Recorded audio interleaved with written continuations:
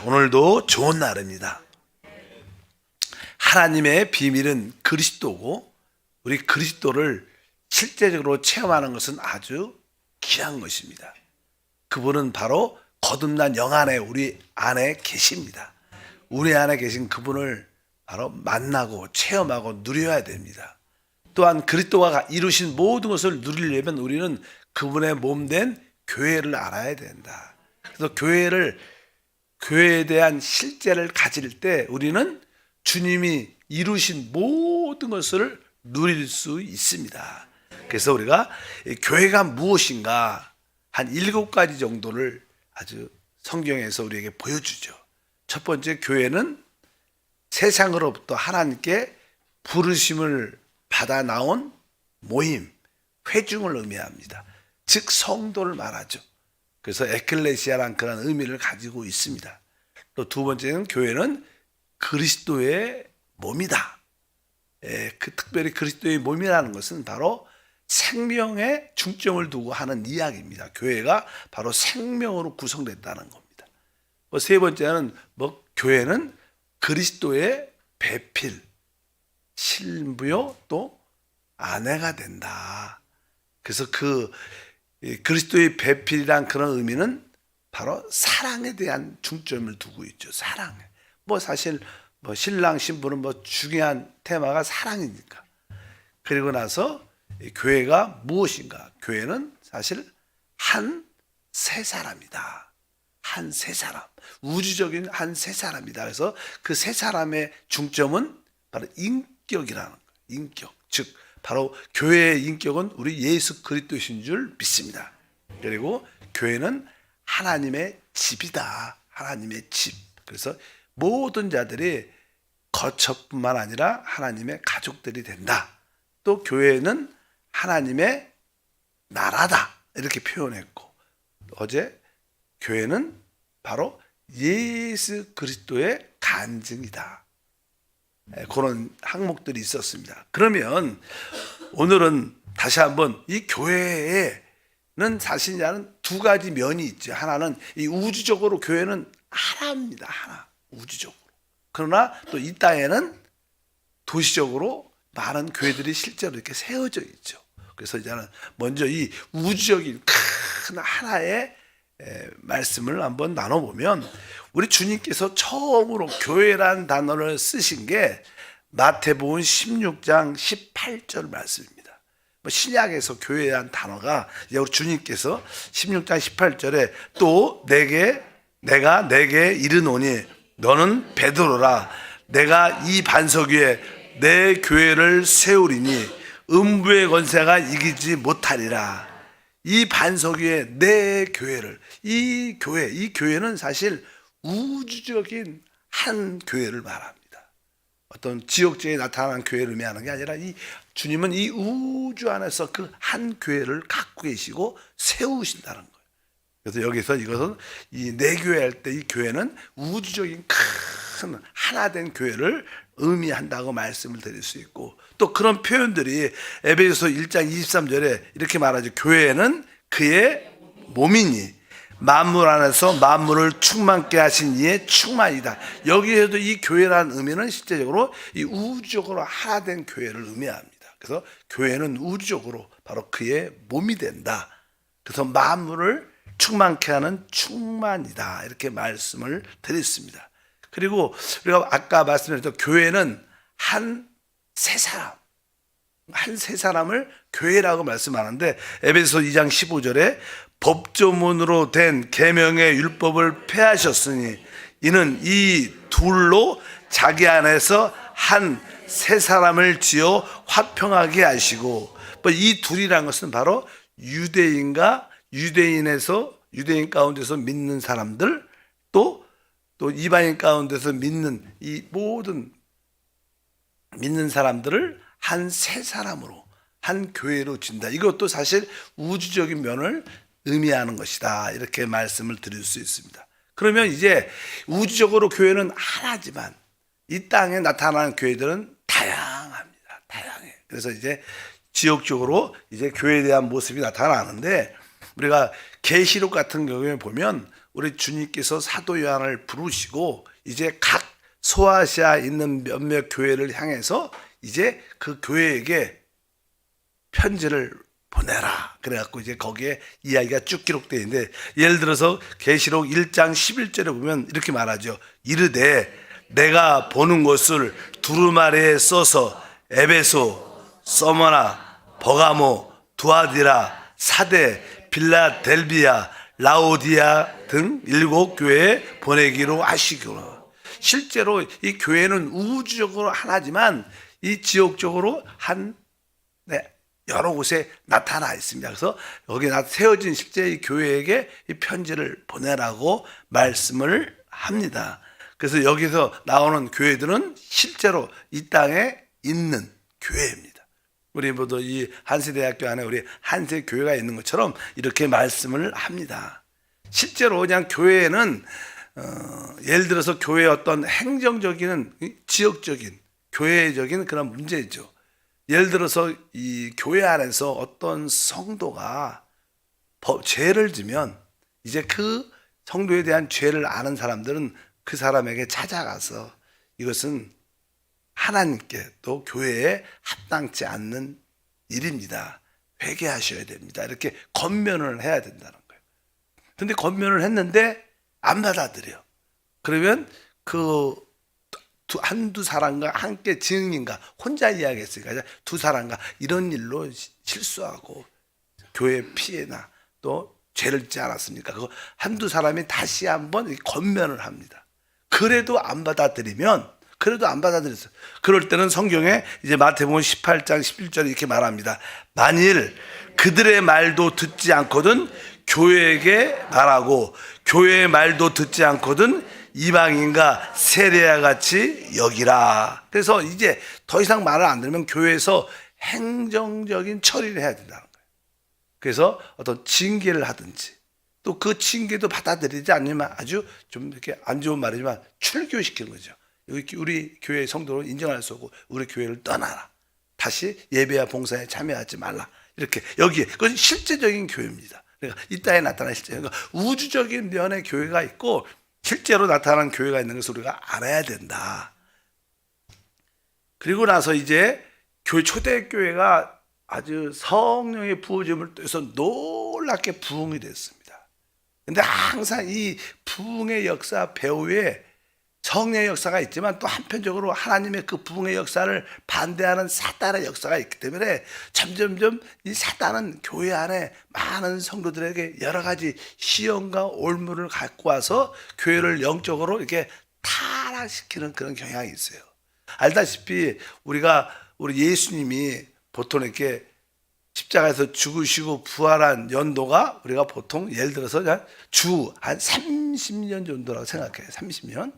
그러고 나서 그냥 교회가 시작됐죠. 1세기가 시작됐죠. 그런데 교회가 이 1세기가 가기 전에 뭐 사도들이 그냥 몇몇 사람이 남아있을 때 순교한 사람도 많고 이제 몇몇 사람이 사도들의 마지막 끝 사역 가운데 교회가 그때부터도 벌써 이제 교회가 하나의 길을 가요.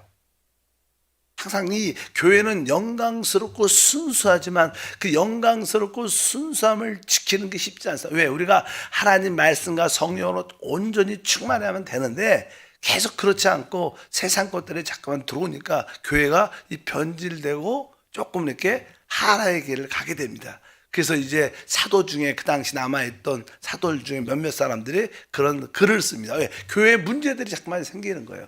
그래서 알다시피 우리가 사도 바울은 디모데 후서를 씁니다. 그러면서 디모데 후서를 통해서 어떠한 문제가 있었고 어떻게 처리해라 이런 내용들을, 그 다음에 그냥 베드로 같은 경우에는 베드로 후서, 이것도 바로 회복을 위한 말씀들입니다.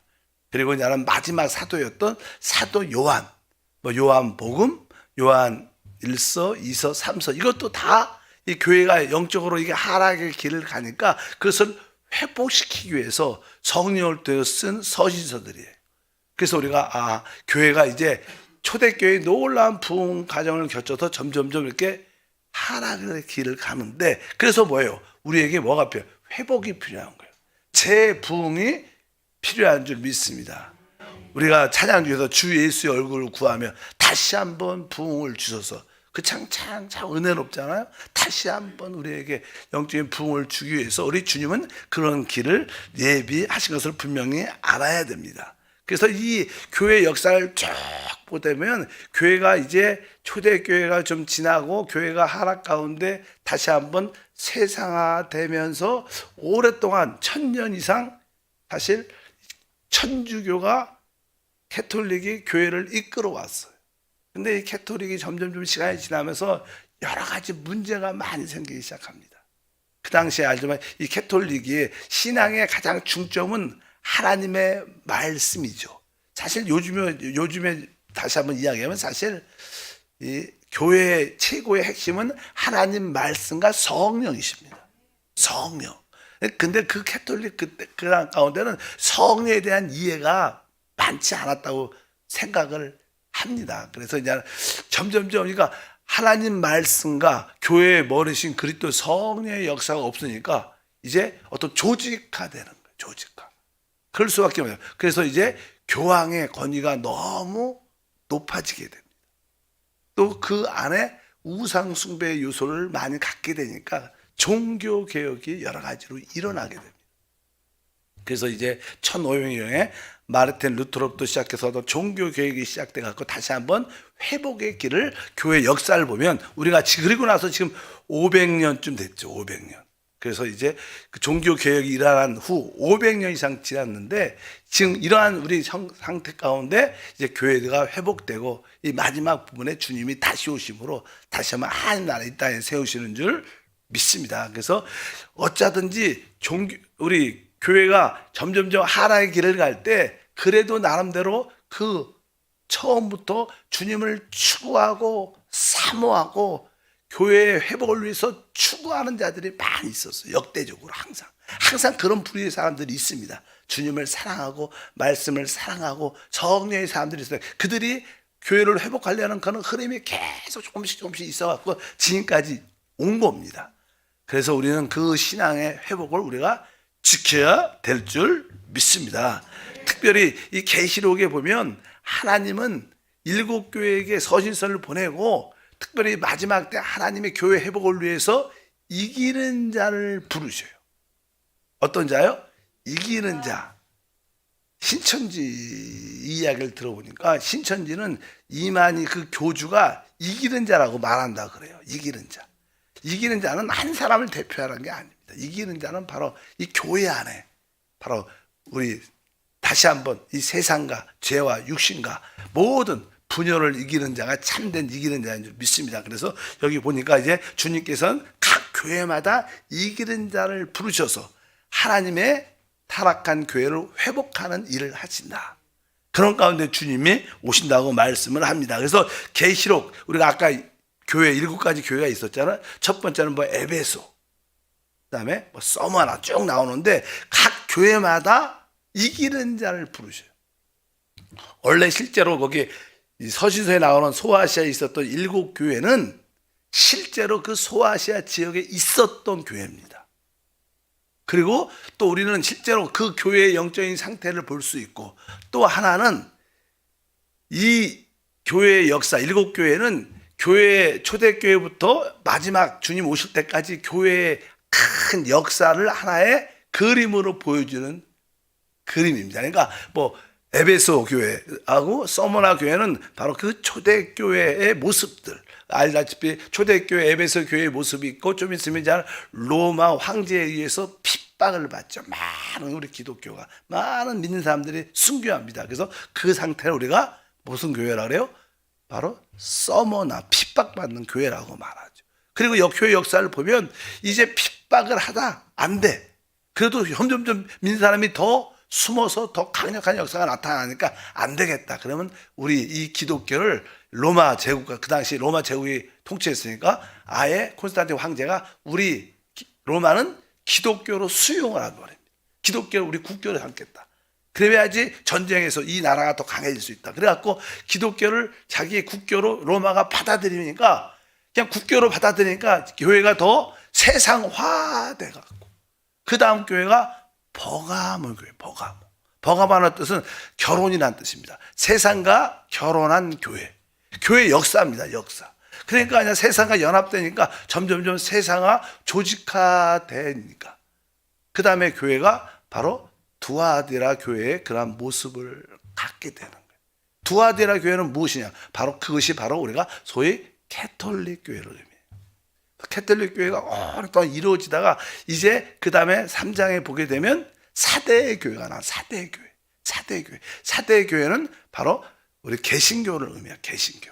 거기에 개신교의 모습을 갖고 그 다음에 그 개신교의 여러 가지 문제점을 이렇게 사실 저는 캐톨릭 교회 그런 이야기를 많이 하죠. 캐톨릭 교회는 뭐 이렇게 아까 교황의 권위 말씀보다는 교황의 권위가 너무 세고 또 성직자 제도를 강하게 지켜갖고 평신도들은 성경을 대할 수도 없고 봉사할 수도 없어요. 그냥 성도들은 그냥 앉아서 그냥 미사만 보면 가면 돼.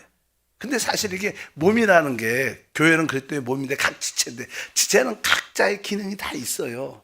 하나님 앞에 같이 예배뿐만 아니라 같이 봉사, 자기의 달란트 기능을 발휘해야 되는 건 전체 몸의 봉사가 이루어져요. 교회는 몸의 봉사를 가져야 되는데 아주 이 캐톨릭은 그냥 어떻게 그 몸의 기능을 성도를 죽이는 좋지 않은 성직자 제도가 좋은 게 아닙니다. 그렇게 계급 제도를 만들어서 거기에 반해서 개신교가 생겼는데 우리 개신교의 문제는 너무나 분열이 많은 거예요. 캐톨릭 교회는 영적으로 보면 그래도 한 로마 캐톨릭을 예를 들어 지금은 중심으로 해서 모든 자는 국가 또 이렇게 뭐 이렇게 주교 뭐 사제 뭐 이런 것들 이런 모든 섬기는 하나님의 일꾼들을 이렇게 어떻게 보면 교회를 캐톨릭은 막 세우지를 못해요. 그렇잖아요. 거기서 이제는 국가별로 도시별로 지역별로 이렇게 하나 성당 이렇게 돼 있죠. 그걸 누가 내가 신부 신학교 나왔다고 내가 성당할 수 있어요? 그렇지 않아요. 거기는. 근데 우리 개신교는 그냥 신학교가 각 교단마다 세워져서 각자 신학교 나오면 내가 교회 하겠다. 이런 게 그러니까 너무 분열이 많아. 그래서 좀 나쁜 말로 말하면 사립교회. 근데 나는 이 캐톨릭 교회가 있다가 이게 문제가 생기니까 이제 교회가 그냥 국교회 같은 게 생겨요. 국가에서 교회를 관리해. 뭐 예를 들어서 루터교. 이런 교회들은 다 성공해. 이런 교회들은 우리 많이 듣잖아요. 우리 한국은 그게 익숙하지 않아요. 그러나 이제 우리 한국에서 시작되고 한국은 이제 개신교 미국에서 선교사들이 선교사들이 먼저 들어왔기 때문에 한국에 장로교단이 많은 거예요. 그런 의미 개신교가 들어왔기 때문에 그러나 이제 캐톨릭에서 이제는 국교라 그래. 국교. 나라에서 교회를 관리해. 동사무소하고 비슷한 거예요. 내가 독일을 가보니까 독일의 교회들이 있는데 대부분 루터교회. 근데 그 루터교회 모든 어떠한 그 목사의 어떠한 사람이 나라에서 줘. 나름대로. 그러니까 태어나면 또 특별히 사람이 죽으면 이렇게 그런 것들을 다 국가에서 관리해. 우리 동사무소에서 우리 출생 신고하는 것처럼. 또 죽으면 그런 사망 신고하는 것처럼 그런 것들 다 그렇게 하니까 뭐 교회가 굳이 사람을 영혼을 구원할 필요도 없고 그냥 그렇게 국교회가 있어요. 그리고 나서 그걸 또 반해서 이렇게 사립교회가 프로테스탄트 교회들이 생기는 거예요. 개인이 하는 거예요. 내가 하나님께 빚비침을 받아서 이렇게 내가 이런 교회를 세웠다. 그때부터 이제는 뭐 침례교, 장로교 우리가 그런 이야기 많이 하잖아요. 뭐 침례교는 아주 쉽게 성경을 쫙 공부를 하다 보니까 말씀을 나누다 보니까 이제 인쇄술이 발달해서 성경이 보편화되게 됩니다. 지금 다 우리 성도들이 갖고 있잖아요. 보편화되면서 말씀을 쭉 읽어보니까 이 세례가 아닌 거야. 침례인 거야. 세례가 합당치. 그래서 어떻게 해요? 우리는 세례가 맞지 않다. 우리는 성경을 보니까 침례다. 그래서 침례파가 침례교회가 막 시작되고 또 막 보니까 교회 대부분 보면 그냥 교회를 치리하는 분이 항상 베드로도 장로 베드로는 이렇게 장로란 단어, 감독이란 단어가 막 나와. 그러니까 교회의 인도자는 교회를 실제로 치리한 자는 장로다. 그래갖고 뭐가 생겼어요? 장로 교회가 된. 그렇게 여러 가지 교단들이 많이 생기기 시작해가. 그러니까 그게 뭐 좋은 것도 있겠지만 너무 분열이 많겠네. 4대 교회를 향해서 너희는 살아있다고 말하지만 사실은 죽은 자다. 우리 몸의 모든 지체들이 각자 자기 기능이 있다 그래갖고 각자 떨어져 나가면 사실 몸 입장에서 보면 다 이게 죽은 거죠. 손가락이 떨어지고 팔이 떨어지고 이러면 사실 분열되니까. 그런 의미에서 그거에 반해서 이제 이 특별히 이제는 빌라델비아 교회하고 또 마지막에 또 이렇게 민주주의 교회 같은 라오디아 교회의 모습을 갖게 돼요. 그래서 주님이 오실 때는 이 네 가지 종류의 교회가 남아 있어 이 땅에 크게. 계시록에 또 2장과 3장에 보면 내가 올 때까지 네가 붙잡고 있는 것을 믿음을 지키라고 몇 번. 주님이 올 때까지 이런 표현이 쭉 길어요. 그것이 바로 두아디라, 캐톨릭, 개신교, 또 빌라델비아 교회, 또 라오디아 교회 그런. 그래서 이 마지막 때도 라오디아 교회는 어떻게 오순절같은 그런 교회의 모습이 아닐까. 어찌하든지 그런 교회들의 모습이 나타난 것은 실제로 아까 7교회는 교회의 큰 역사도 설명한다. 그리고 이 7교회는 각자 영적인 상태에 따라서 볼 수 있는 거예요. 아, 내가 지금 영적인 상태가 이런 교회의 모습을 가지고 있구나. 그러면서 우리가 그 가운데서 우리는 어떤 자가 돼요? 이기는 자가 돼야 된다. 그래서 각 교회마다 주님은 이기는 자를 부르셔요. 그래서 이제 우리가 첫 번째 계시록 2장 7절에 보면 이게 에베소 교회예요. 에베소 교회 이야기를 쭉 하다가 특별히 그 교회 안에 많은 성도가 있지만 이기는 자에게 내가 이걸 특별히 부르셔서 7절에 귀 있는 자는 성령이 교회에게 하시는 말씀을 들을지어다. 이기는 그에게는 내가 하나님의 낙원에 있는 생명나무의 열매를 주어 먹게 하리라. 여기가 이기는 그에게. 그러니까 에베소의 교회에 속한 사람들이 있겠지만 바로 그 중에 이기는 사람을 통해서 하나님의 회복을 이루신다. 두 번째는 써만 한데 11절에 보니까 귀 있는 자는 성령이 교회에게 하시는 말씀을 들을지어다. 이기는 자는 둘째 사망의 해를 받지 아니하리라. 여기서도 이기는 자. 세 번째 이제 우리가 버가모 교회에 대해서 귀 있는 자는 성령이 교회들에게 하시는 말씀을 들을지어다. 이기는 그에게 내가 감추었던 만나를 주고 또 신도를 줄 터인데 그 돌 위에 새 이름을 기록한 것이 있나니 받은 자밖에는 그 이름을 알 사람이 없느니라. 이 버가모 교회 안에도 세상화된 교회일지라도 그 안에는 이기는 자가 있다. 그 다음에 아까 말한 이게 우리가 캐톨릭을 의미하는 두아디라 교회에 대해서 말합니다. 이기는 자와 끝까지 내 일을 지키는 그에게 만국을 다스리는 권세를 주리니. 그리고 나서 이제 3장에 이제 4대 교회에 대해서 말합니다.